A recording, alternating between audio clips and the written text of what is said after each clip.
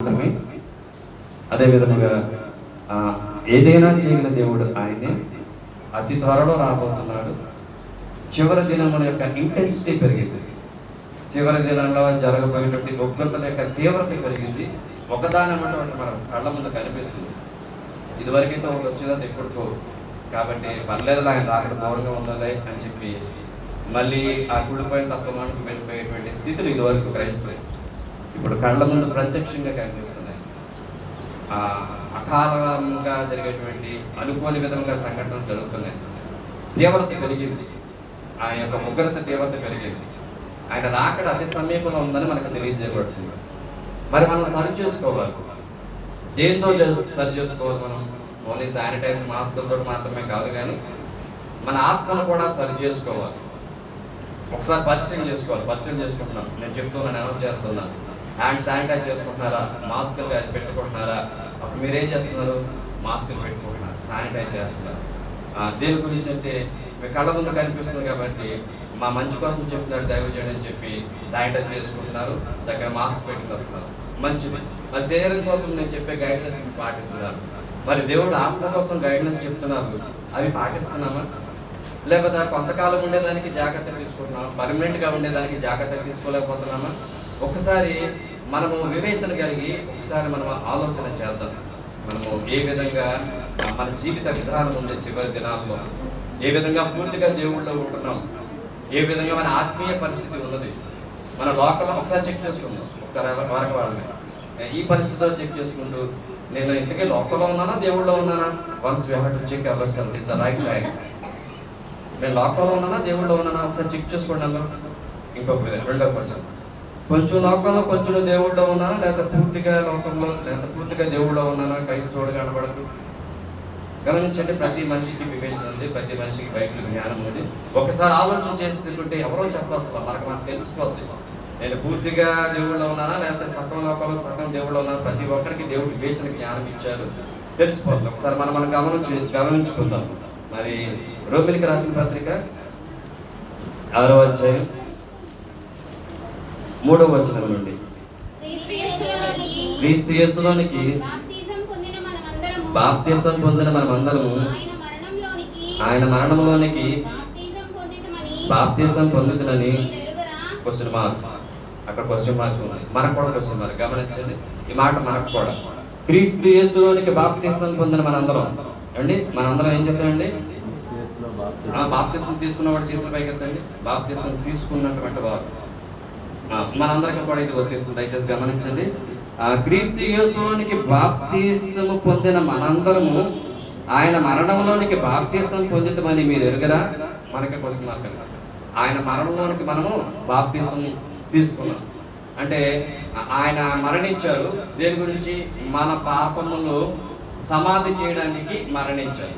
ఆయనతో పాటు మనం మరణించాలి అంటే మన పాపములు కూడా ఏం చేయబడి? సమాధి చేయబడి. ఇప్పుడు మనము క్రీస్తులో పాతి పెట్టబడ్డాము బాప్తిసం తీసుకోవడం ద్వారా. అంటే మనలో పాపములు అన్నీ పాతి పెట్టబడినవి. లేచి పునరుద్ధరణైన క్రీస్తు పరిశుద్ధుడు. సో బాప్తిసం తీసుకున్నటువంటి మనం ఇప్పుడు ఎవరండి? పరిశుద్ధుడు. మనలో పాత స్వభావం ఏం చేయబడిందండి? పాతి పెట్టబడింది. గమనించండి, మనలో పాత స్వభావము, పాత కోరికలు, పాత ఆలోచనలు, పాత పద్ధతులు, పాత క్రియలు సమాధి చేయబడ్డాయి. ఆ మరణము ద్వారా, బాప్తిసం ద్వారా పాతి పెట్టబడినవి. ఇప్పుడు మనం జీవిస్తున్నాము, ఆ గోధుమ కింద పాతి పెట్టబడింది, పాత మరణం పొందింది. ఇప్పుడు బ్రతికున్నది చిగురించినటువంటి చెట్టు. ఇప్పుడు మనం బ్రతుకున్నటువంటి బాప్తిసం ద్వారా పాతి పెట్టడం మనము ఇప్పుడు బతుకున్నాము. ఇప్పుడు మనం బ్రతుకున్నది ఏంటంటే చిగురు, కొత్తది క్రీస్తు స్వభావం. హల్లెలూయా. సో ఒకసారి చెక్ చేసుకుందాం. క్రీస్తు స్వభావంతో మనం ఇప్పుడు బ్రతుకున్నాం. దేవుడు తలంచేది అదే, దేవుడు అనుకుంటుంది అదే, పరిశుద్ధ గ్రంథంలో ఏ విధంగా చెప్తుంది కూడా అదే. క్రీస్తు స్వభావంలో మనం జీవిస్తున్నాం. పాతది పాత పెట్టబడినది. సో అక్కడ క్వశ్చన్ మార్క్ ఉంది, క్వశ్చన్ మార్క్. మరి నిజంగా పాతది పాత పెట్టబడిందా? ప్రతి ఒక్కరిలో అన్నీ అంటే దేవుడికి ఇష్టం లేనివన్నీ పాత పెట్టబడినాయా? లేకపోతే మనకి కన్వీనియంట్గా ఉన్నాయి, ఇంకా చిగురుతోటి ఉండి మనకి ఇష్టం లేని మాత్రమే ఆయనకి ఇష్టమైన పాత పెట్టేసి మనలో కొన్ని ఆయనకి ఇష్టం లేని ఉన్నప్పటికీ మనకి ఇష్టమైనవి కాబట్టి అవి ఇంకా ఉన్నాయా?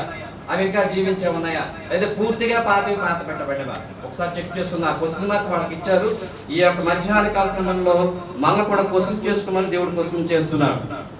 4వ వచనం, కాబట్టి తండ్రి మహిమ వలన క్రీస్తు మృతుల్లో నుండి ఎలాగూ లేకపోవడను అలాగే మనమును నూతన జీవం పొందిన వారమై నడుచున్నట్లు మనము బాప్తిస్మం వలన మరణములో పాలు పొందుటకే ఆయనతో కూడా పాతి పెట్టబడతామే. ఒకసారి గుర్తు చేస్తున్నాను, ప్రేమతో గుర్తు చేస్తున్నాను. దేవుడి యొక్క మాటను బట్టి మనం గుర్తు చేసుకోవాల్సింది ఏంటంటే, మనము బాప్తిస్మం వలన మరణములో పాలు పొందుటకే ఆయనతో కూడా పాతి పెట్టబడి ఉన్నాము. ఇప్పుడు మనం బ్రతుకున్నామంటే ఏంటంటే, క్రీస్తు మృతుల్లో నుండి అలాగూ లేపబడను అలాగే మనమును ఆయన లేచిన ఎట్లా జీవించాడండి? మహిమ శరీరంతో జీవించాడు. గొప్ప కార్యం చేస్తూ ఆరోహణమై వెళ్ళిపోయాడు. 40 రోజులు జీవించి, ఆయన పునరుద్ధరణ చేసిన తర్వాత 40 రోజులు జీవించి, ఆ 40 రోజులు ఎంత అద్భుతమైన జీవితం చేసిన అయింది. ఆశ్చర్యకరమైన జీవితం. అసలు తలుపు వేస్తుంటే తలుపులో తీయకుండా డాక్టర్కి వచ్చేసేవాడు. ఏంటది? పునరుద్ధరణ శరీరం. ఇదివరకు శరీరం కాదు, పునరుద్ధరణ శరీరం. ఆయన ఒక చోట ఉంటే ఇంకో చోట ఉండేటువంటి వారు. ఆయన ఆ పునరుద్ధరణ శరీరం ఏమైందంటే ఆరోహణమే అలా ఎదిరిపోయింది. అది పునరుద్ధరణ శరీరానికి ఉన్న మహిమ. ఎందుకంటే ఇదివరకు పాతి పెట్టబడింది మన పరిస్థితి. మన బాప్తిస్మంతో పాతి పెట్టాం కదా. ఆయన 40 రోజులు అలా జీవించారు. బాప్తిస్మం తీసుకున్న తర్వాత మన జీవిత విధానం అదే కావాలి. అది బైబిల్ ఉద్దేశం, క్రీస్తు ఉద్దేశం, లేఖనమైన సారాంశం, యథార్థమైన భక్తి జీవితం. అది 40 రోజులు ఎట్లా ఉన్నారండి ఆయన? ఇదివరకు పరిశుద్ధుడే, కానీ 40 రోజుల తర్వాత పునరుద్ధరణ లేచిన తర్వాత మహిమ స్వరూపుడై ఉన్నాడు. ఇప్పుడు ఎవరైనా 40 రోజుల్లో పరలోక సంబంధమైన, పూర్తిగా కంప్లీట్గా పరలోక సంబంధమైన వ్యక్తి, పరిశుద్ధుడు. సో ఇప్పుడు బాప్తిస్మం తీసుకొని పాతి పెట్టబడినట్టు మనము ఇప్పుడు జీవిస్తున్న మనము ఆయన 40 దినాల్లో ఎంత మహిమతో, దేవుడు మహిమతో జీవించాడో మనము ఆ మహిమతో ఈ 40 రోజుల్లో ఉండాలి. ఇది బైబిల్ సిద్ధాంతం. హల్లెలూయా. అనేక మంది లోకంలో ఉన్న క్రైస్తవుల సిద్ధాంతంలో చాలా మంది మనం ఆచరిస్తున్నాం, క్రైస్తవులు అని చెప్పేసుకుంటున్నాం. కానీ బైబిల్ క్రైస్తవ సిద్ధాంతం ఏంటంటే, బాప్తిస్మం తీసుకున్న తర్వాత పునరుద్ధరణ అనే శక్తి చేత ఏ మహిమతో క్రీస్తు జీవించాడో ఈ భూలోకంలో బాప్తిస్మం తీసుకున్న తర్వాత క్రైస్తవులు జీవించవలసిన జీవితం ఇదే. పాతవి గుర్తు రాలేదు దేవుడికి, ఇంకా పాతవేమీ లేవు, పాత ఉండకూడదు. అది క్రీస్తు సిద్ధాంతం. పరిశుద్ధ గ్రంథం చెప్పే లేఖన భాగం యొక్క సారాంశం. ఇది యథార్థము. దీన్ని మరుగున పెట్టేస్తున్నాం. ఇది మనకి చాలా సందర్భాల్లో గుర్తుండలేదు. గుర్తుండకుండా ఇంకా పాత గుర్తుంటుంది. జ్ఞాపకం చేసుకోవడానికి మనకు అవకాశం ఉండట్లా. ఏదో బైబిల్ వాక్య భాగానుసారంగా లేదా సంఘ క్రమానుసారంగా మందిరంలో ప్రార్థన జరుగుతున్నాయి. అది గుర్తు చేసుకోవడానికి అనేక సందర్భాల్లో ప్రార్థన జరుగుతున్నాయి. కానీ అప్పుడప్పుడు రావడం వల్ల మనకి ఏమవుతుందంటే అవేమి గుర్తుంటా. ఎప్పుడో గుర్తు వస్తుంది, నెల గుర్తు వస్తుంది, లేకపోతే 2-3 వారాలు గుర్తు వస్తుంది. అవురా బయటకు వెళ్ళట మళ్ళీ మర్చిపోతుంది. ఎప్పటికప్పుడు దేవుడు గుర్తు చేస్తూ ఉన్నాడు. ఇప్పుడు మన సాధారణ వ్యక్తులు కాదు, లేపబడి వారము. మనం ఇప్పుడు ఏ సంబంధం అండి? అందరము. మీరు అందరూ ఎరుగుతున్నామండి. మనం ఇప్పుడు ఎవరి సంబంధము?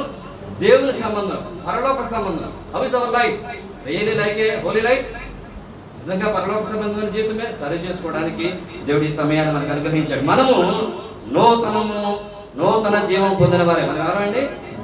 నూతన జీవనం. పాత జీవనం కాదు, పాత పద్ధతులు కాదు, పాత నీడ కాదు, పాత షాడ కాదు, పాత ఆశలు కాదు, పాత కోరికలు కాదు, పాత క్రియలు కాదు, పాత పద్ధతులు కాదు, పాత ఆచారాలు కాదు.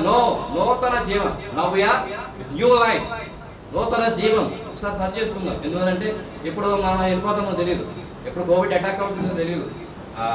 ట్రిపుల్ మ్యూటేషన్ అంటే 3 మ్యూటేషన్ జరిగిందంట. అందుకే చాలా ఫాస్ట్గా ఈ రోజుకి 11,000 దాటింది. నిన్న 11,000. ఈరోజు పేపర్లో స్టేట్మెంట్ ప్రకారం మనకి దగ్గరలోనే కంటోన్మెంట్ జోన్. అంటే ఎప్పుడు ఏం జరుగుతుందో తెలియదు. ఇప్పుడు కూడా నిజమైన క్రైస్తవుడిగా జీవించకపోతే గుర్తు చేసుకోండి, పల్లవ రాజ్యం ఉంటామా? పల్లవ రాజ్యం ఉందంటే యథార్థంగా వాక్యానుసారంగా క్రైస్తవుడు అయితే మనం ఇప్పుడు చూస్తున్నాం. దేవుడు రాయించిన మాటలు మన లైఫ్ అట్లా ఉందా? లేకపోతే ఎప్పుడు పోతామో తెలియదు. కాబట్టి ఇదే సరైన సమయం సరి చేసుకోవడానికి. సరి చేసుకుంటే దేవుడు సంరక్షిస్తాడు, భద్రపరుస్తాడు, ఆరోగ్యం ఇస్తాడు. అంతమాత్రం ఆయన చిత్తమే తీసుకుంటాడు, అది వేరే విషయం. అయితే ఈ భూలోకంలో నిజమైన శాంతి సమాధానం ఇస్తాడు. మరి ఇప్పటికైనా సరే మనం సాధించలేకపోతే మన జీవితంలో ఏం సాధించినట్లయితే కుళ్ళిపోయినటువంటి గోధుమ గింజలు సాధించినట్లు. అట్లా కాకుండా అది పాత పెట్టబడి అది ఫలించేటువంటి గోధుమ గింజగా ఉండాలి. ఫలించేటువంటి ద్రాక్ష తెగలు కానీ ఫలించేటువంటి గోధుమ చెట్టుగా మనం ఉండాలి. ఫలాలు గ్రీనిష్, పచ్చదనం, క్రీస్తుకు సంబంధించిన జీవితం, క్రీస్తు స్వభావం, క్రీస్తు లక్షణాలు, క్రీస్తు ఆలోచనలు, క్రీస్తు నడవడిక, క్రీస్తు క్రియలు సార్ మనం ఆలోచన చేసుకున్నాం. అట్లా ఉంటే నిజమైన క్రైస్తవం, లేదా వేషధారణ కలిగినటువంటి క్రైస్తవులు, క్రీస్తు లేనటువంటి క్రైస్తవులు. మరి ఏ విధంగా మనం ఒకసారి ఆలోచన చేసుకున్నాం. పొందిన వారిని నడుచుకున్నట్లు మనం బాప్తీసం వల్ల మరణములో పాలు పొందుటకై ఆయనతో కూడా పాతి పెట్ట, ఇవి యథార్థ సంఘటన. క్రీస్తు పాతి పెట్టబడడం యథార్థమైన సంఘటన, చరిత్ర ధృవీకరించినటువంటి యథార్థము. మనము కూడా బాప్తీసం ద్వారా మన పాపములు పాతి పెట్టబడినది దేవుడు తలంచి మన జీవితాలను ఏర్పాటు చేసిన యథార్థమైన తలంపు. అది యథార్థమైన తలంపును భ్రమల్లో మనం ఉండిపోతున్నాము, అది పక్కన పెట్టేస్తున్నాం. భ్రమను యథార్థమైన ప్లేస్లో తీసుకొచ్చేస్తున్నాం, ఇది మరుగుపరిచేస్తున్నాం. కాబట్టి మన జీవితాలు క్రీస్తుతో కలిసి నూతన జీవము కలిగి ఆయనతో నడవలేకపోతున్నాం. నడవడానికి చివరి దినాల్లో దేవుడు మనకి ఇటు ఉద్యమాన్ని అనుగ్రహిస్తున్నారు. హల్లెలూయా, హల్లెలూయా. పాతి పెట్టబడుతుంది. మరియు ఆయన మరణము యొక్క సాదృశ్యము ఆయనతో కూడా ఐక్యము గలవారమైన ఎడల ఆయన పునరుద్ధానం యొక్క సాదృశ్యమందును ఆయనతో ఐక్యము గలవారమై ఉందుము. రియల్గా ఒకసారి ఆలోచించుకోండి, యథార్థంగా ఆలోచించుకున్నాడు. ప్రతి ఒక్కరము యథార్థంగా ఆలోచించుకోవడానికి దేవుడు మనసునిచ్చాడు, వివేకాన్ని ఇచ్చాడు, హృదయాన్ని ఇచ్చాడు, ఈ సమయాన్ని మనకు అనుగ్రహించాడు. యథార్థంగా ఆలోచిద్దాం. ఆయన మరణంతో ఐక్యమైనట్టు మనం అంటే బాప్తిసం తీసుకున్న వారు ఆయన మరణంలో ఐక్యమయ్యారు, అంటే పాతి పెట్టబడ్డారు. ఇప్పుడు ఆయన పునరుద్ధానంలో ఐక్యమై ఉన్నాం. మనం ఆయన పునరుద్ధాన శక్తిని ఏ విధంగా జీవించాలో మనం రియల్గా ఆ విధంగా జీవించాలి. పునరుద్ధారణ అయిన తర్వాత 40 రోజులు అయిన తర్వాత ఆయన ఏం చేశాడండి? పునరుద్ధారణ అయిన తర్వాత 40 రోజులు అయిన తర్వాత ఏం జరిగింది ఆయన జీవితంలో? ఆరోహణం వైపు వెళ్ళిపోయాడు. సో ఇప్పుడు ఆయనతో ఐక్యమైనటువంటి వారము మనం చనిపోయిన తర్వాత మనకు కూడా ఏమవుతాము? ఆరోహణం అవుతాం. ఎప్పుడు ఆరోహణం అవుతాం? 40 రోజుల తర్వాత ఆయన ఏం విధానం జీవించాడు ఆ విధంగా జీవించాడు. కాబట్టి ఆ ఆత్మీయ మహిమ శరీరం కలిగి ఉన్నాడు. కాబట్టి ఆరోహణకి అర్హత సంపాదించాడు. ఆయనలో ఐక్యం కలిగినటువంటి మనము ఆరోహణకు అర్హత సంపాదించాలి అంటే పాతి పెట్టబడిన తర్వాత మన జీవితము ఆయన ఏ విధంగా అయితే మహిమ రూపంలో జీవించాడో ఆ అర్హత కలిగి ఉంటేనే మనం ఆయనలో ఐక్యమైన వారము, అట్టివారమే ఆరోహణమవుతాం. అట్టిగా జీవించిన వారే, ఐక్యమైన వారే ఆరోహణమవుతారు. మిగిలిన వారు విడిచిపెట్టబడతారు. ఇది దేవుడు చెప్పే యథార్థమైనటువంటి సంఘటనలు. హల్లెలూయా, హల్లెలూయా. ఆయనతో ఐక్యము గలవారమయ్యిందుము. ఏమనగా మనమికను పాపమునకు దాసులము కాకుండానట్లు పాప శరీరము నిరర్ధకమగునట్లు మన ప్రాచీన స్వభావము ఆయనతో కూడా సిలువ వేయబడినని ఎరుగుదుము. గమనించండి, ఏమనగా మనమికను పాపమునకు దాసులము కాము. ఇప్పుడు మనం ఎవరండి? we are not a slavery to the sin. మనం పాపముకు బానిసలము కాదు. అక్కడ మాట ఏంటంటే యేసుక్రీస్తు వారు సిలువలో మన పాపములను సిలువకేసి కొట్టేశారు. అవునా కదండి? కొట్టేశారు. మన క్రీస్తుని నమ్మామంటే ఆ నమ్మిన క్షణంలో ఏం జరిగిందో తెలుసండి? మన పాపములు సిలువలో కొట్టివేయబడినవి. అట్లాగే మన పాప నియమము సిలువకు కొట్టివేయబడినది. సో మనం నమ్మిన తర్వాత మనలో పాప క్రియలు ఉండవు, పాప నియమం ఉండదు. పునరుద్ధరణ లేసాము, ఆయన శక్తి ఉంటుంది, ఆయన మహిమ ఉంటుంది, ఆయన ఆత్మతో జీవించవలసిన వారము. This is the status of the real Christians. నిజముగా క్రైస్తవులు అనబడినటువంటి యథార్థమైనటువంటి స్థితి వాక్యానుసారమైంది ఇదే. హల్లెలూయా. ఆ సిలువకు కోటి పెట్టాయి, కానీ మనం ఆ పాప శరీరం నిరర్ధకం చేయాలి. ఆ పాపంతో ఇప్పుడు మనకు ఉన్నదా? పాపంది ఏమైంది? మంది సిలువకు కొట్టబడింది. నీ బాప్తిసం పొందుకున్న వారి పాపని ఏమైందండి? సిలువ కొట్టబడి లేదు. ఎందుకు దానికోసం పాకులాడుతూ సిలువ కొట్టబడి పాపాన్ని వెళ్ళి ఆ సిలువ దగ్గర నుంచి లాగేస్తున్నాం అనుకుంటా. నాకు కావాలి పాప శరీరము, పాప నిరర్ధకమైంది నాకు కావాలని సిలువ దగ్గర నుంచి సిలువకి ఎవరు కొట్టారు? మన పాపంలో క్రీస్తు కొట్టేశాడు. ఆయన కొట్టేసి మీ పాప శరీరం నిరర్ధకమైందంటే ప్రస్తుతం అనేక మంది క్రైస్తవులు ఏం చేస్తారంటే సిలువ దగ్గరికి వెళ్ళి కావాల్సినటువంటి పాపాలు ఇలా తీసుకుని జోబులు వేసుకుని నువ్వు సిలువ కొట్టేసావు, సారీ నాకు కావాలివి అని చెప్పి పీక్కుని జీవితాన్ని కొనసాగించేస్తున్నాం. అది కాదు మన జీవితంలో దేవుని యొక్క చిత్తము. హల్లెలూయా. అవి పాప శరీరము నిరర్ధకమైనట్లు మన ప్రాచీన స్వభావము ఆయనతో కూడా సిలువ వేయబడి ఎరుగుదుము. ఆ పౌలు గారు చెప్తున్నాడు, మీరు ఎరుగురా, ఎరగండి అని చెప్తున్నాడు. ఈ మధ్యంగా అసలు దేవుడు చెప్తున్నాడు, మనం ఒకవేళ ఏదో డైలింగులు ఉన్నామేమో, ఎరగండి. పాప నియమము శరీరము సిలువ కొట్టివేయబడింది, ఎరగండి. ఇప్పుడు మనము లేపబడినటువంటి వారము, అది లేనటువంటి వారము ఎందుకు ఇంకా అదే మార్గంలో వెళ్ళడానికి ప్రయత్నం చేస్తున్నాం? అపవాది అట్రాక్ట్ చేస్తుంది. మరి గుర్తుకు రావట్లేదా? అపవాది అట్రాక్ట్ చేస్తుంది, ఓకే, గుర్తుకు రావట్లేదా? ఏమని? నాది మొత్తం సిలువేయబడింది కదా, ఇప్పుడు నేను మహిమ శరీరంతో దేవుడికి సంబంధించిన వాడిని కదా, క్రీస్తు జతపనేవాడిని కదా, క్రీస్తుతో ఉన్నటువంటి వాడిని కదా, ఇదేంటి ఇప్పుడు అపవాది ఇట్లా లాగుతుంది, నేను క్రీస్తు వాడిని అని జ్ఞాపకం రావట్లేదా? అవి లాగినప్పుడు ఈ విషయం అర్థం కావట్లేదా? నేను పరిశుద్ధుని అనే విషయం, నేను పరిశుద్ధుల్ని అనే విషయం మనకు జ్ఞాపకం రావట్లేదా? ఎప్పుడు జ్ఞాపకం వస్తుందంటే ఎప్పుడైతే పరిశుద్ధాత్మ దేవుడు సంఘంలో ఆరాధన చేసే ఆరాధనలకి కానీ ఆ వాక్యాన్ని కానీ అటెండ్ అవుతారో అప్పుడు దేవుడు ఆ వాక్యాన్ని జ్ఞాపకం చేసుకుంటాడు. కాబట్టి మర్చిపోము, లేదా అప్పుడప్పుడు ఎప్పుడైతే వస్తామో ఎప్పటికీ మర్చిపోతూనే ఉంటాం. హల్లెలూయా! ఇది యథార్థమైన సత్యము, మన జీవితానికి అవసరమైంది, జ్ఞాపకం చేసుకోవాలి. చనిపోయిన వాడు పాప విముక్తుడని తీర్పు పొంది ఉన్నాడు అన్నా కదా. చనిపోయిన వాడు పాప విముక్తుడు. చనిపోయిన వాడు ఇప్పుడు ఇంత పాస్టర్గా చెప్పారు, నువ్వు మళ్ళీ బాధపడక, వాళ్ళ నాన్నగారు చనిపోయారు, ఇప్పుడు ఉన్నారు, ఆయన ఉన్నారు, ఇక్కడ ఉన్నారంటే అర్థం ఏంటి? సరైన అది మంచి విషయం కాదు. ఉన్నారంటే నమ్మలేని స్థితి. మరి మనలో పాప స్థితి చనిపోయింది కదా, ఇప్పుడు కూడా మన జీవితాలు కనిపిస్తుందంటే ఇర్రెగ్యులర్ మ్యాటర్. ఇప్పుడు ఆ నాన్నగారు లేరు, ఇప్పుడు ఇక్కడ ఉన్నారంటే ఎంత అసందర్భమైనటువంటి విషయమో. మనలో పాత జీవితం చనిపోయింది, మళ్ళీ ఇప్పుడు మనలో కనిపిస్తున్నాడంటే చాలా ఇర్రెగ్యులర్ మ్యాటర్ మన జీవితంలో కనిపిస్తుంది. అది క్రైస్తవ జీవితానికి యాప్ట్ కాదు, సరిపోయేది కాదు. ఒకసారి మా అందరికి అర్థమవుతుంది కదా, పౌలు గారు రాసిన చాలా ఇంపార్టెంట్ పత్రిక, రోమిలికి రాసిన పత్రిక, ఈ 6వ అధ్యాయం మొదటి చేత అలాగైనా ఏమందుము అని ఉంటుంది. మొదటి వచనంలో 6వ వచనంలో ప్రపంచవ్యాప్తంగా బైబిల్లో చాలా ఇంపార్టెంట్ చాప్టర్ 6వ అధ్యాయం. అసలు రియల్ క్రిస్టియానిటీకి ఉండవలసినటువంటి యథార్థమైనటువంటి పరిస్థితులు ఇవి.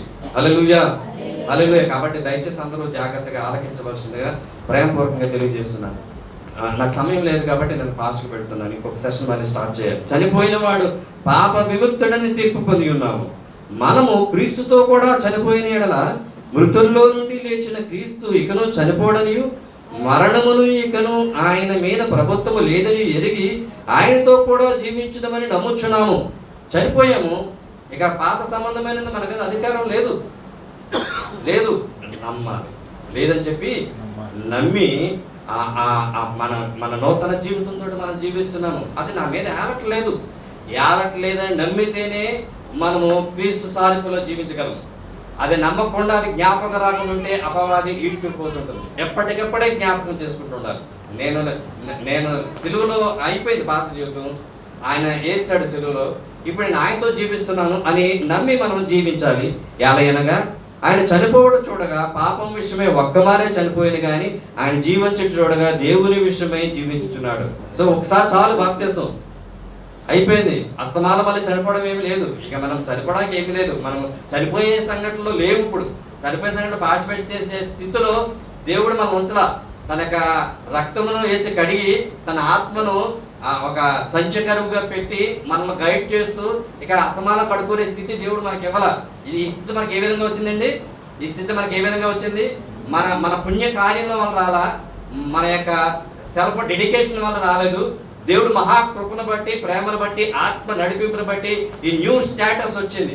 మహిమ సంబంధమైన స్టేటస్, పరలోక సంబంధమైన స్టేటస్, దేవుడికి సంబంధించిన స్టేటస్ మనకు వచ్చింది. హల్లెలూయా. ఈ స్టేటస్ని డిలీట్ చేసుకోవద్దు, ఈ స్టేటస్ని పర్మనెంట్గా ఉంచుకుందాం. మన స్థితి అసలు స్థితి ఇదే స్థితి ఎక్కడ ఉండిపోతుంది? పరలోక రాజ్యంలో ఉండిపోతుంది. ఈ భూలోకంలో ఇప్పుడు మనం ఉన్నామంటే ఈ గుడాల్లో ఉన్నాం, కానీ మన స్థితి ఏంటంటే దేవుడు కలిగిన స్థితి పరలోకపు స్థితి. మనలో దేవుడు ఉన్నాడు. ఇందాక పాడిన పాటలో గుండె గుడిలో అని ఉన్నది లాస్ట్లో. ఇప్పుడు మనం ఉన్నాం, వీఆర్ ద టెంపుల్స్. మన పరలోకం ఇప్పుడు ఇక్కడ సంఘం ఉంది, బాప్తిస్మం పొందినవారు, ముచ్చబడ్డవారు, లేపడారు, క్రీస్తు ప్రతి ఒక్కరు ఉన్నారు, అన్ని దేవాలయాలు కలుస్తున్నాయి. ఇది ఒక పరలోక రాజ్యం. హల్లెలూయా. సో ఈ పరలోక రాజ్యంలో ఎటువంటి అహాలకి, ఎటువంటి నిర్లక్ష్యానికి, లేదా ఎటువంటి మనస్పర్ధలకి, లేదా ఎటువంటి లోక సంబంధానికి అవకాశం లేదు ఇక్కడ. Because it is a heaven. ఇదేంటండి? పరలోక రాజ్యం. ఇది వేరే అవకాశం లేదు. అట్లాగే జీవించాలని దేవుడు ఆశపడుతున్నాడు. అటువలే మీరును పాపం విషయంలో మృతులుగాను దేవుని విషయమై క్రీస్తు యేసునందు సజీవులుగాను మిమ్మల్ని మీరే వచ్చును. ఒక్క నిమిషం. ఎలాగనగా ఆయన చనిపోవుట చూడగా పాపం విషయం ఒక్కమారే చనిపోయాను కానీ ఆయన జీవించుటోడుగా దేవుని విషయమే జీవించుచున్నాడు. సో మనం కూడా ఇప్పుడు జీవిస్తున్నామంటే ఎవరి వల్ల జీవిస్తున్నాం? దేవుని విషయంలో మాత్రమే ఇప్పుడు జీవిస్తున్నాం. జ్ఞాపకం చేసుకోండి, దేవుడు గుర్తు చేస్తాను మనకి. ఎరుగుదుము ఏమందులో ఇక్కడ పౌరు గారు అన్నారు కదా, క్వశ్చన్ మార్క్ వేస్తారు. ఇప్పుడు మనకు కూడా ఎరుగుదుము. ఏమి ఎరుగుదుము? ఇప్పుడు మనం ఎవరితో జీవిస్తున్నాం? అమ్మ అందరూ వినండి దయచేసి. మనము ఎవరి విషయమే జీవిస్తున్నాము? దేవుని విషయమే జీవిస్తున్నాము. ఇది జ్ఞాపకం చేసుకుందాం. జ్ఞాపకం చేస్తున్నాడు దేవుడు మనకి, మనం జీవిస్తున్నది ఎవరి విషయం అని చెప్పి. మరి అటువలే మీరును పాపము విషయమే మృతులుగాను. సో మనము పాప విషయం ఏంటండి? మృతు అంటే పాప తలపులు కానీ పాప క్రియలు కానీ మనం చనిపోయినట్టు జ్ఞాపకం చేసుకోండి. అందరూ మనందరం ఎవరమంటే పాపం స్థితిలో సజీవులు కాదు, మనం దేవుని స్థితిలో సజీవులు, పాప స్థితిలో మృతులము. అది రూల్ చేయడానికి అవకాశం లేదు. మన మనసులో కానీ మన జీవితాలు కానీ రూల్ చేసే అవకాశం లేదు. పాపపు బానిసత్వంలో లేము, దేవుని యొక్క బానిసత్వంలో ఉన్నాం. దేవుడు బానిసలో దేవుడికి చెందినటువంటి వారు దేవుడి చిత్తానుసారంగా జీవిస్తాం. ఇదివరకు పాప బానిసలం, దానికెంత జీవించాం అట్లాగే జీవిస్తాం. దేవుడి కింద ఉండి పాప బానిసత్వం జీవిస్తానంటే అది అంత నమ్మదగినటువంటి చాలా యాప్ట్ అయ్యే విషయం కాదు. అది మంచి పద్ధతి కూడా కాదు. దేవుని విషయమై క్రీస్తు యేసునందు సజీవులుగాను మిమ్మల్ని మీరే ఎంచుకొనిడి. We have to decide. మనం నమ్మాలి, మిమ్మల్ని మీరే ఎంచుకోండి. ఏమని ఎంచుకోవాలంటే మనము దేవుని విషయమే క్రీస్తు యేసునందు సజీవులుగా ఉన్నాము. ఇప్పుడు దేవుని విషయమే మనం సజీవులుగా ఉన్నట్టు ఎవరి వల్లండి? మాస్క్ వల్ల, శానిటైజర్ వల్ల సజీవులుగా ఉన్నామా? ఓకే, శారీరకంగా అది, కానీ దేవుడి వల్ల క్రీస్తులో మనం ఉన్నాము. ఇప్పుడు మనం ఎవరిలో ఉన్నామండి? దయచేసి అందరూ జ్ఞాపకం చేసుకున్నాం. మనం ఎవరిలో ఉన్నాం? లోకంలో లేము, పాపంలో లేము, శాపంలో లేము, అపవాదులో లేము. జ్ఞాపకం చేసుకోండి. మధ్యకాల సమయము ప్రేమతో మన స్టేటస్ని, మన స్థితిని దేవుడు గుర్తు చేస్తున్నాడు. మనం ఎవరిలో ఉన్నామండి? క్రీస్తులో ఉన్నాము, దేవుని వారము, మీరే ఎంచుకోనండి. కాబట్టి ఒక నిమిషం, గలతీయులకు రాసిన పత్రిక మిమ్మల్ని మీరే ఎంచుకోండి, క్రీస్తులో ఉన్నారని చెప్పి ఈ మధ్యాహ్న కాల సమయంలో దేవుడు మనకు జ్ఞాపకం చేస్తున్నారని తలంచవలసిందిగా ప్రేమపూర్వకంగా తెలియజేస్తున్నారు. గలతీయులకు రాసిన పత్రిక 2:20 నేను క్రీస్తుతో కూడా సిలువ వేయబడి ఉన్నాను.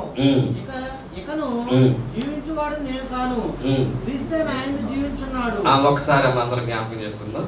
ఇక్కడ పౌలు గారు చెప్తున్నారు, ఇక జీవించేవాడు నేను కాదు, నేను సిలువ వేయబడ్డాను, నా యందు నివసించేవాడు.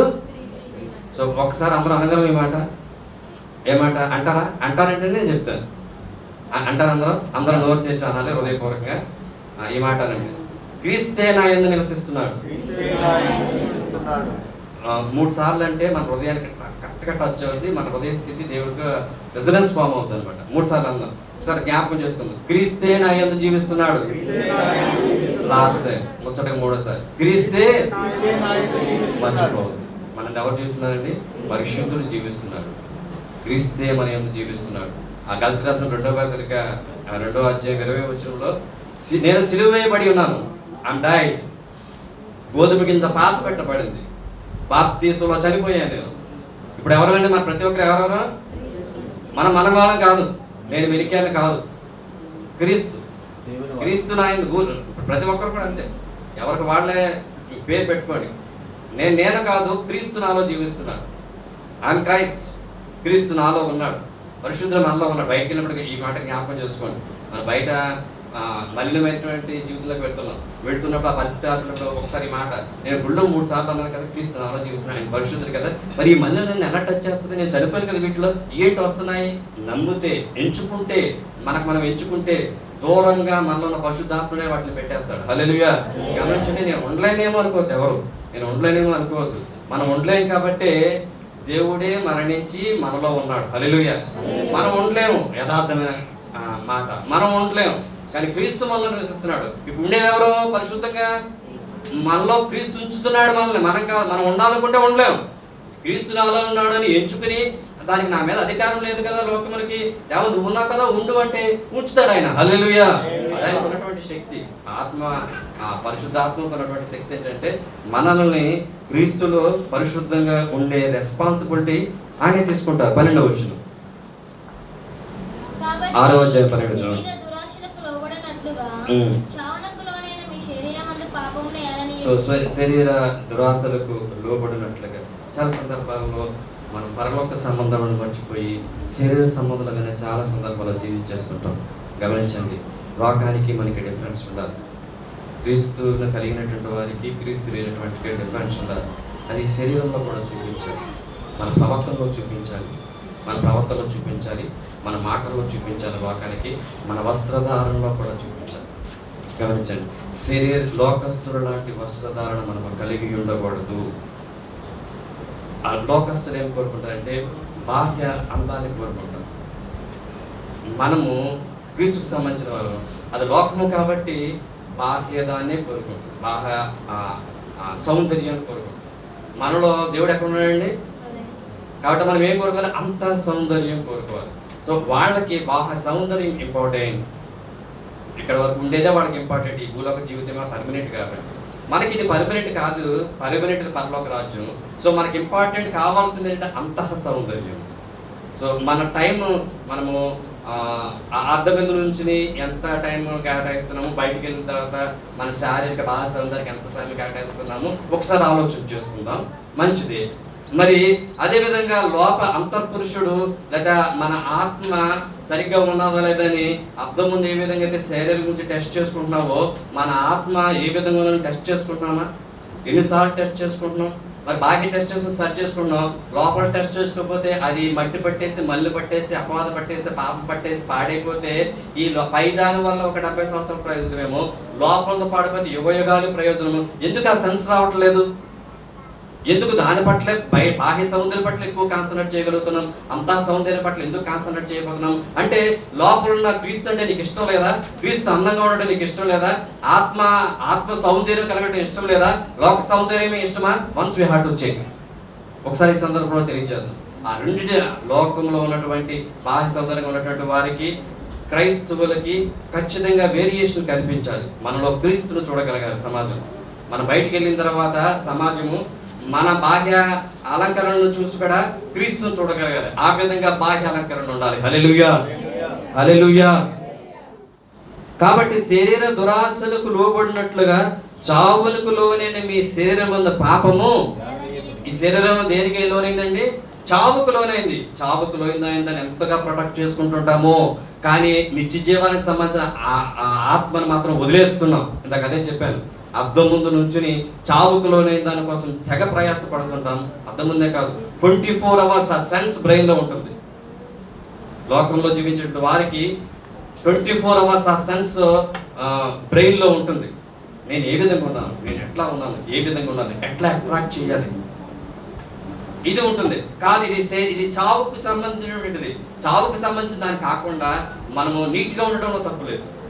ఆరోగ్యం ఉండడానికి నీట్నెస్ అవసరం, శుభ్రము నీట్నెస్ అవసరం. బట్ దాని తర్వాత సమయం అని ఉంటే అది లోపల ఉన్నటువంటి యుగయుగాలు ఉంటే ఆత్మ క్లీన్ అవ్వడానికి, అది అందంగా కనిపించడానికి తెలివి కలిగిన వాళ్ళు ప్రయాసపడతారు. హల్లెలూయా, హల్లెలూయా. మరియు 13వ వచనం,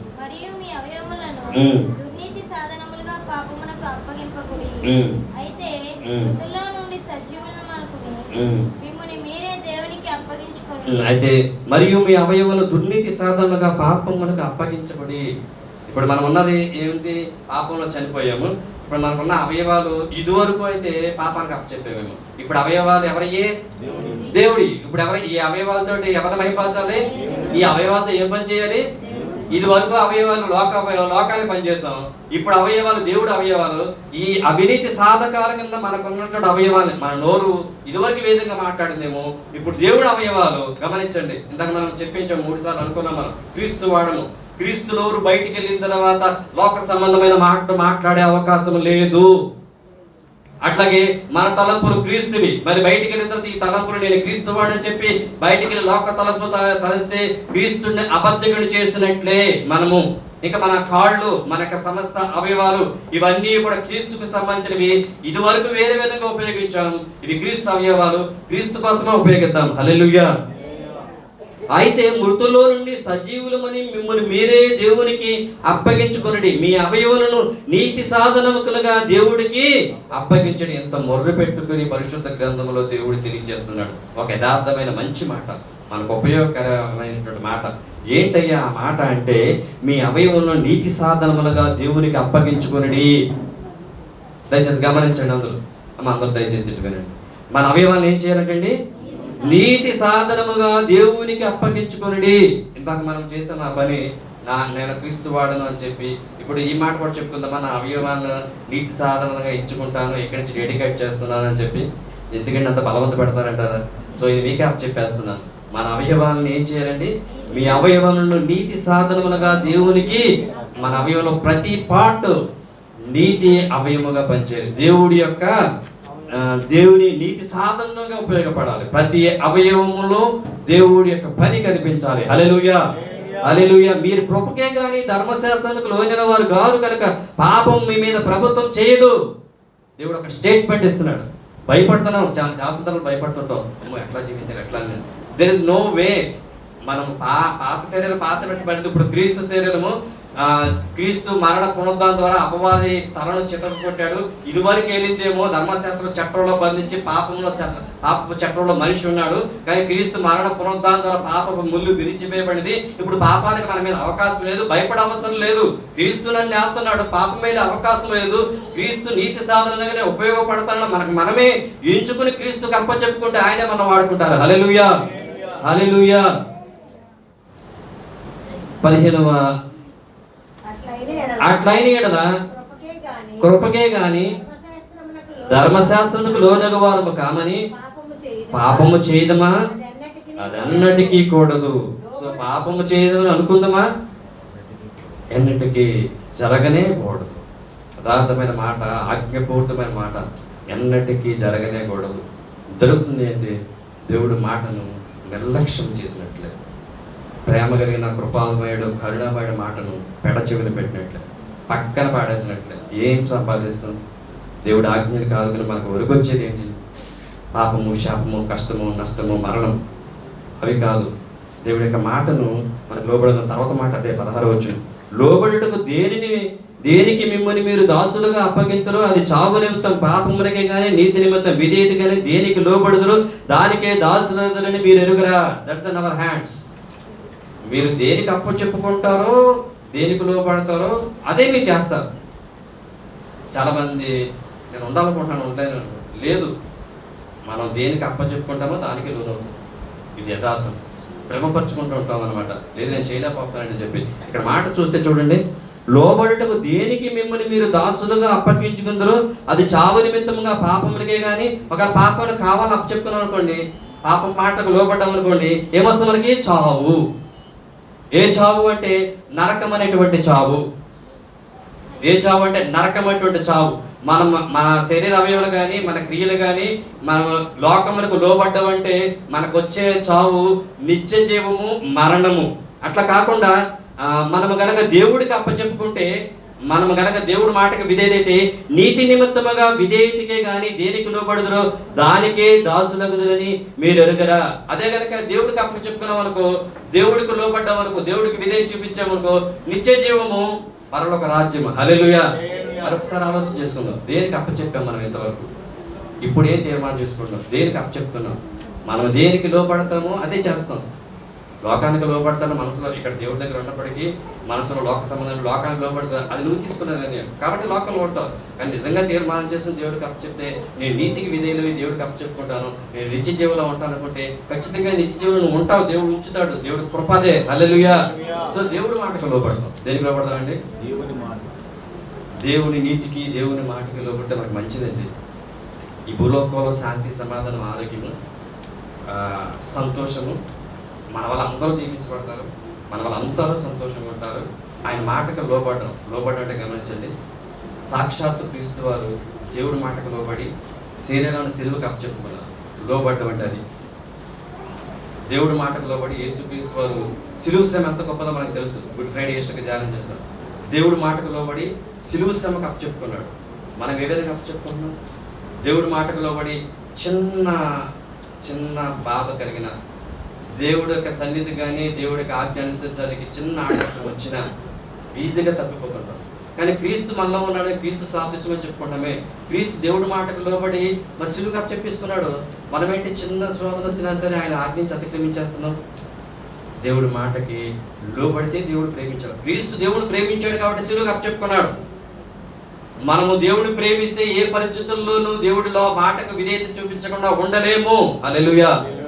మనము లోబడట్లేదంటే క్రీస్తుని ప్రేమించట్లేదు అన్నట్టు. ఇది యథార్థమైనటువంటి మాట, ఇది యథార్థమైనటువంటి స్టేట్మెంట్. మనం తప్పిపోతున్నామంటే దేవుడిని అంతగా ప్రేమించలేకపోతున్నాము. క్రీస్తు ప్రేమించాడు తండ్రిని, సిలువకు అప్పచెప్పేంతగా ప్రేమించాడు. దేనికోసం? మంచి కోసమే. మళ్ళీ కూడా నాకు అప్పచెప్పుకోండి అని దేవుడు చెప్పేది మనం నాశనం చేయడానికి, నరకంలో పాడేయడానికి కాదు. మనం ఆయనకు అప్పచెప్పుకుంటే మన జీవితాలు బాగుంటాయి, నిజ జీవులో ఉంటాం. మనం ఆయనకు అప్పచెప్పుకుంటే మనకు మంచిది. మనకు అప్పచెప్పకపోతే చాలా డేంజరస్. ఇప్పుడు వరకు అంటే ఇప్పుడు రాబోయేది ఇంకా డేంజరస్. క్రీస్తు కనుక ఇప్పుడు వరకు ఎలా ఉంది, ఇప్పుడు కూడా లోపడకపోతే వెరీ డేంజరస్ సిచ్యువేషన్లో వెళ్ళిపోతున్నాం. శరీరం వెళ్ళిపోతే ఆత్మ వెరీ డేంజరస్ సిచ్యువేషన్లోకి వెళ్ళిపోద్ది ఇప్పుడు కూడా లోపడకపోతే. కాబట్టి దేవుడు మాటకు లోపడదు, దేవుడికి ఆజ్ఞకు లోపడదు. దేవుడు లేఖన భాగాల్లో చెప్తున్నాడు. అట్లాగే కాపర్ల ద్వారా కూడా దేవుడు చెప్తుంటాడు. ఒక మాట చెప్తున్నాడు ప్రేమపూర్వకంగా, దేవుడు మాటకు లోపడడం అంటే మేము వాక్యానికి మాత్రమే లోపడతాము, కాపర్ల మాటకు లోపడము అని మాత్రం దయచేసి అనుకోవద్దు. కాపర్లను దేవుడు ఏర్పాటు చేశాడు, అభిషేకించాడు. కాపర్లు మాట చెప్తున్నారంటే దేవుడి మాటకు అంగీకరించాలి. దాన్ని నిర్లక్ష్యం చేస్తే దేవుడి మాటను ఇంచుమించుగా నిర్లక్ష్యం చేసినట్లే మరి ఆ సంఘ క్షేమం కోసం దేవుడికి ఆత్మ చేత నడిపించబడుతున్నటువంటి వాడు కాపరి. మరి కొన్ని మాటలు, కొన్ని పద్ధతులు సంఘంలో దేవుడికి ఆత్మ చేత నియమించబడుతూ ఉంటాడు. కాపరి చేత దేవుడు నియమిస్తూ ఉంటాడు. దానికి కూడా కాపరి ఈయన మనిషే కదా అని చెప్పి వదిలేడు కాదు, ఆ మాటకి లోపడాల్సిన వారమైన. అందువల్ల హెబ్రీయులకు రాసిన పత్రిక 13వ అధ్యాయం 17వ వచనం. హెబ్రీయులకు రాసిన పత్రిక ఆయన ద్వారా మనము దేవునికి ఎల్లప్పుడూ స్తుతియాగం చేయదము. అనగా ఆయన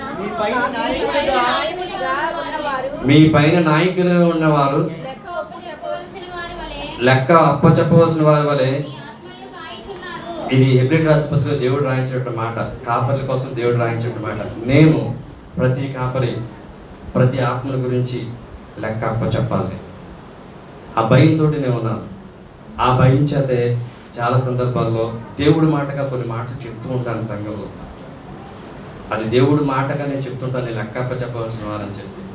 దయచేసి మీరు కనుక ఆ మాటకు లోబడితే దైవ సేవకుల మాటకు లోబడినట్లు, దేవుడి మాటకి లోబడినట్లు. కొన్ని సందర్భాల్లో సమూహంగా చెప్తుంటాను, సమూహంగా అవసరమైతే. కొన్ని సందర్భాల్లో పర్సనల్గా చెప్తుంటాను. అది నా భారం, నా బాధ్యత. ఎందుచేతనంటే దేవుడు నన్ను లెక్క అడుగుతాడు.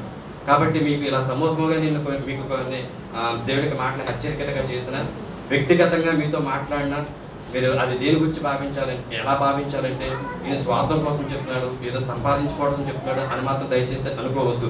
ఎందుకు చెప్తాడంటే ఆ దేవుడు నన్ను లెక్క అప్పచెప్పుతాడన్న భారం చేత ఈ ఆత్మ ఎక్కడ తప్పిపోతుందో, ఎక్కడ పక్కకి వెళ్ళిపోతుందో, ఈ కాలే పడిపోతే దేవుడు నన్ను అడుగుతాడు, నువ్వేం చేసావంటే నేను ఏ సమాధానం చెప్పుకోవాలి అనే భారం చేత, దుఃఖము చేత, బాధ్యత చేత కొన్ని హెచ్చరికలు సంఘంలో చేయవలసి వస్తుంది.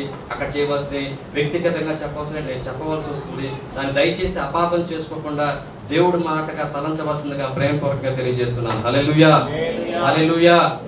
తర్వాత కంటిన్యూ చేస్తే మీరు అదే హెబ్రీయులకు రాసిన పత్రిక అదే కంటిన్యూ చేయండి. ఈ పైన నాయకులుగా ఉన్నవారు లెక్క ఒప్పచెప్పవలసిన వారి వలె మీ ఆత్మలు కాయిచున్నారు. వారు దుఃఖముతో పని చేసిన యెడల మీకు నిష్ప్రయోజనం కలుగును. సో ఆ కాపరి కనుక ఏంటి ఎంత చెప్పినా దేవుడి మాట ఇట్లా హెచ్చరికలు పట్టించుకోవట్లేదు అని దుఃఖముతో కనుక ఆ కాపరి కనుక చేసినట్లయితే అది ఆ మాట వినని వాళ్ళకి అంత మంచిది కాదు అని చెప్పి ఈ లేఖన భాగము తెలియజేస్తుంది. సో దయచేసి గమనించండి, ఎప్పుడు స్వార్థపూర్తిగా ఏది తెలియచేయడం జరగదు. నేనైతే నాకు తెలిసినంత నా సెన్స్ వరకు. కాబట్టి ఆ మాటలు ఆత్మల రక్షణ కోసం దేవుడించిన భారంతో చెప్పి ఉన్నారని అంగీకరించి లోబడవలసిందిగా ప్రేమపూర్వకంగా నేను మరొకసారి తెలియజేస్తున్నాను. హల్లెలూయా, హల్లెలూయా. మరి రోమిలికి రాసిన పత్రిక 6వ అధ్యాయం నేను కంప్లీట్ చేస్తున్నాను. రోమిలికి రాసిన పత్రిక 6వ అధ్యాయము ఇందాక కంటిన్యూ చేద్దాం, నేను చదివేస్తానండి. మీరు పాపమునకు దాసులై ఉంటిరి కానీ ఏ ఉపదేశ క్రమమునకు మీరు అప్పగించబడతారో దానికి హృదయపూర్వకంగా లోబడిన వారై పాపము నుండి విమోచించబడి నీతికి దాసులైతిరి. ఇందుకు దేవునికి స్తోత్రం. హల్లెలూయా. సో ఈ ఒక్క మాటే కాదు, ప్రతి సందర్భంలోనూ దేవునికి స్తోత్రం చెప్పుకోవాలి. దేవా, పాప నియమించి నన్ను విడిపించావయ్యా, నీ రక్తంతో కడిగి శుద్ధీకరించావు తండ్రి, నీ యొక్క ఆత్మదీపం నా హృదయంలో ఉంచావు. ఇందాక లాస్ట్ మాట్లాడకుండా ఆత్మదీపం వెలిగించాను, లాస్ట్ మాట నా ఆత్మదీపం వెలిగించావయ్యా, నన్ను వెలిగించావు, వెలుగువాడుగా చేసావు తండ్రి, పాత జీవితాన్ని సమాధి చేసావయ్యా, మహిమతోటి నన్ను జీవింపజేస్తున్నావు, సంచి కలుగునిచ్చావు. అనుక్షణము దేవునికి స్తోత్రం చెల్లించాలి. హల్లెలూయా. ఎంతమంది అనుక్షణం దేవునికి స్తోత్రం చెల్లిస్తున్నారండి? అయితే అనుదినము లోకముతోటి ఎంజాయ్ చేస్తున్నామా? దేవునికి స్తోత్రం చేస్తున్నామా? లేకపోతే లోక సంబంధమైన పనులతో ఎంజాయ్ చేస్తున్నామా? ఇది అట్టి సమయం కాదు, అతి చివరి సమయము, దేవునికి స్తోత్రం చేసే సమయం, హల్లెలూయా, సరి చేసుకునే సమయం, సిద్ధపడేటువంటి సమయం. లోబడిన వారై దేవునికి స్తోత్రం. మీ శరీర బలహీనతను బట్టి మనిషి రీతిగా మాట్లాడుతున్నాడు. ఏమనగా అక్రమము చేయుటకే అపవిత్రతకును అక్రమమునకును మీ అవయవములను దాసులుగా ఎలాగో అప్పగించుకున్నారో, అంటే ఇదివరకు నీటి బాప్తిసం పొందకముందు అక్రమమునకు అన్యాయమునకు పాపమునకు ఏ విధంగా మన శరీర అవయాల్ని మనసును అప్పగించామో అలాగే పరిశుద్ధత కలుగుటకై ఇప్పుడు మీ అవయవములను నీతికి దాసులుగా అప్పగించండి. It is a fact. యథార్థమైన సింపుల్గా చెప్పేశారు పౌలు గారు పరిశుద్ధాత్మ చేత. సింపుల్, పెద్దగా ఏమి మనకి లెసన్స్ పాఠాలని చెప్పవసరం లేదు. ఇది వరకు లోకంలో ఉన్న ఏ విధంగా అప్పు చెప్పామో లోకంలో ఉన్నాం, అది చచ్చిపోయింది. ఇప్పుడు దేవుళ్ళలో ఉన్నాం, దేవుడికి అట్లాగా అప్పు చెప్పేసేయండి. ఎందుకు? ఇప్పుడు దేవుళ్ళలో ఉండి కూడా వీటిని మనసును అవయవాల్ని లోకానికి అప్పు చెప్తారు. ఒక్క మాటలో చెప్పాడు, మన వివేచన కలిగి దేవుడికి ఆత్మ చేత అర్థం చేసుకోవాల్సినటువంటి వారమై ఉన్నాము. మీరు పాపములకు దాసులై ఉన్నప్పుడు నీతి విషయమే నిర్బంధం లేనివై ఉంటుంది కదా. ఇది వరకు మనం నీతి అంటే తెలియదు. నీతి ఏంటి? యేసుక్రీస్తు వారి మాట నీతి. బాప్తిసం తీసుకోమని అది తెలియదు కాబట్టి ఇష్టానుసారంగా నిర్బంధం లేకుండా జీవించేసాం. కానీ ఇప్పుడు నిర్బంధము, ఆత్మచేత నింపబడినటువంటి వారం, ఆత్మచేత కట్టబడుతున్న వారం, ఆత్మచేత నడిపించబడుతున్నటువంటి వారం. మరి ఇప్పుడు ఏ విధంగా జీవిస్తున్నాం? ఇప్పుడు ఏ విధంగా జీవిస్తున్నాం? ఇదివరకు నిర్బంధం లేదు, ఇప్పుడు నిర్బంధం ఉంది. ఇదివరకు ఇష్టానుసారంగా జీవించాం, ఇప్పుడు క్రీస్తు కలిగినటువంటి వారుగా మళ్ళీ నిర్బంధం లేకుండా అదే ఇష్టానుసారంగా జీవిస్తామంటే అది మంచి పద్ధతి కాదు మనకి. అప్పటి క్రియల వల్ల మీకు ఏమి ఫలము కలిగేను? Question mark. గమనించాలి. పాప క్రియల వల్ల మనకి ఏం జరిగింది? పాత క్రియల వల్ల శాపము, పాపము, దుఃఖము, పాపము పండితే పరిపక్వం కొద్దిగా బద్దలవుతుంది ఖచ్చితంగా ఏదో ఒక రోజు. దాని ద్వారా కష్టము, నాశనము, శ్రమ, దుఃఖము అది పగలకముందే, అది రాకముందే దేవుడి వాక్యాన్ని బేస్ చేసుకుని సరి చేసుకుంటే మంచి మనిషి అవుతాడు, సరి చేసుకుంటే తెలివిగలవాడు అవుతాడు. సరి చేసుకుంటే ఏం కలిగింది పాప జీవితంలో కలిగిన ఫలితం? ఒకసారి కౌంట్ చేసుకోండి. కౌంట్ చేసుకుందాం అందరం, నేను కూడా నాతో సహా. పాత జీవితంలో ఏం ఒరిగింది మనకి? ఏమీ లేదు. మరి దానివల్ల ఫలం తెలుసు కదా, తెలుసు కూడా. నూతన జీవితంలో ఉన్న ఫలం కూడా తెలుసు కదా. మరి ఎందుకు పాత శాపం వైపు ఎందుకు పరిగెడతాం? అదే ఇక్కడ పౌలు గారు చెప్తున్నటువంటి మాట. వాటిని గురించి మీరు ఇప్పుడు సిగ్గుపడుతున్నారు కదండి. ఒకసారి జ్ఞాపకం చేస్తున్నాం. పాత జీవితం గురించి సిగ్గేస్తుందా? సిగ్గుపడితేనే దేవునికి ఆత్మ కలిగేటువంటి వారు. పాత జీవితం పట్ల సిగ్గు లేకుండా దాన్ని ఎంజాయ్ చేస్తున్నాము అంటే దేవుడు ఆత్మ లేనటువంటి వారం, క్రీస్తు వారం కాదు. మనల్ని పరిశుద్ధాత్ముడు సిగ్గుపడేటట్టు చేస్తాడు. పాత ఇవా అనుకుంటాము అంటే మన పరిశుద్ధాత్మ దేవుడు ఉన్నట్టు. లేదు అవి మనకు పాపంగా కనిపించట్లా, ఎంజాయ్ చేస్తూ సహకరిస్తున్నామంటే మన పరిశుద్ధాత్మ దేవుడు లేనట్టు. ఇదే మంచి సైన్, ఇది మంచి గుర్తు మనం దేవుడు ఉన్నామా లేదా అనడానికి. సిగ్గుపడుతున్నారు కదా, వాటి అంతము మరణమే. ఇదివరకు దాని యొక్క అంతము మరణమే. మరి రక్షించబడిన మనము మరణం గురించి తెలుసు కూడా మరణంలోకి వెళితే, రక్షించబడిన మనము అది మరణం అని తెలిసి కూడా మళ్ళీ అట్టే వెళితే అది మన యొక్క దౌర్భాగ్య స్థితి కదా, అది మన యొక్క మూర్ఖత్వం కదా. అయినను ఇప్పుడు పాపము నుండి విమోచించబడి దేవునికి దాసులైనందున పరిశుద్ధత కలుగుటయే మీకు ఫలము. ఇప్పుడు ఏంటండి? ఇప్పుడు మన ఫలం ఏంటండి? ఇది వరకు విషయాలు తెలుసు కదా, దాని గురించి ఎటువంటి పాపాలు, ఎటువంటి బాధ అనుభవించామో తెలుసు కదా. మళ్ళీ ఎందుకు ఇంకా టేపు? పరిశుద్ధతే మనకు ఫలం. పరిశుద్ధ ఫలాలు ఫలించాలి, ఆత్మ ఫలాలు ఫలించాలి. మీకు ఫలము దాని అంతము నిత్య జీవము. సో పరిశుద్ధత ద్వారా వచ్చేది ఏంటండి? పరిశుద్ధత ద్వారా వచ్చేది ఏంటి? అందరం చెప్తాం. పరిశుద్ధత ద్వారా వచ్చేది ఏంటి? మరి పాప జీవితం ద్వారా వచ్చేది ఏంటి? నరకం. పాప జీవితం ద్వారా వచ్చేది ఏంటి? పరిశుద్ధత ద్వారా వచ్చేది ఏంటి? నిత్య జీవం. ఏది కావాలనేది రెండు మార్గాలు దేవుడు మన ముందు ఉంచారు, మనకు బోధిస్తున్నాడు. ఏలైనగా పాపం వల్ల వచ్చే జీతము మరణము, అయితే దేవుని కృపావరము మన ప్రభువైన క్రీస్తు యేసునందు నిత్య జీవము. స్టేట్మెంట్, చక్కటి స్టేట్మెంట్లు, సుత్తు లేకుండా క్లారిటీగా పరిశుద్ధాత్మ చేత పౌలు ద్వారా దేవుడు మనకు అనుగ్రహించాడు. మనం ఏమేమి అడ్డు పెట్టుకుంటామో మన మనసులకు, ఇవి మనకి అర్థం కాకుండా ఉండడానికి, మన మనోనేత్రాలకి ఏమేమి అడ్డు వచ్చేస్తున్నాయో, తెరలు అడ్డు వచ్చేస్తే కనుక పాడైపోతుంది మనమే. ఇవి మనం అర్థం చేసుకుంటే బాగుపడేది కూడా మనమే. ఒక మాట చదివి నేను ముగించుతున్నాం. ఇవి ధ్యానం చేసుకుంటున్నప్పుడు చివర నాకు వచ్చినటువంటి తలపు, బాప్తిసం అనే మరణము లేని వారికి నరకమే మరణం. బాప్తిసం అనే మరణము లేనటువంటి వారికి మరణం ఉంటుంది, అది నరకం. బాప్తిసం అనే మరణము పాతి పెట్టబడితే మనకి ఇక మరణము లేదు. బాప్తిసం అనే మరణము ఉంటే ఇంకా మరణము లేదు. బాప్తిసం అనే మరణము లేకపోతే ఒక డేంజరస్ డెత్ ఉంది, అది అగ్నిగుణం. అది కాకుండా దేవుడు అందరిని తప్పించి సరిచేసి పరిశుద్ధపరిచి ప్రత్యేకపరిచి తన రాజ్యం కోసం సిద్ధపరచును గాక. ఆమేన్.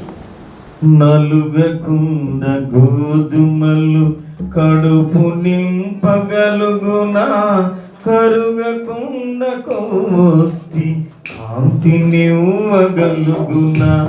నలుగకుండ గోధుమలు కడుపు నింపగలుగునా, కరుగకుండ కోస్తి కాంతినివ్వగలుగునా. ఆత్మీయ యాత్రలో నలుగుటయే విలువయా, ఆత్మీయ యాత్రలో నలుగుటయే విలువయా. ఇరుకైన బాటలో కరుగుటయే వెలుగయ్యా, ఇరుకైన బాటలో కరుగుటయే వెలుగయ్యా. నలుగకుండ గోధుమలు పగలని పండ నుండి జలములూరునా, విరుగని పొలము మనకు పంటలివ్వగలుగునా. పగలని పండ నుండి జలములూరునా, విరుగని పొలము మన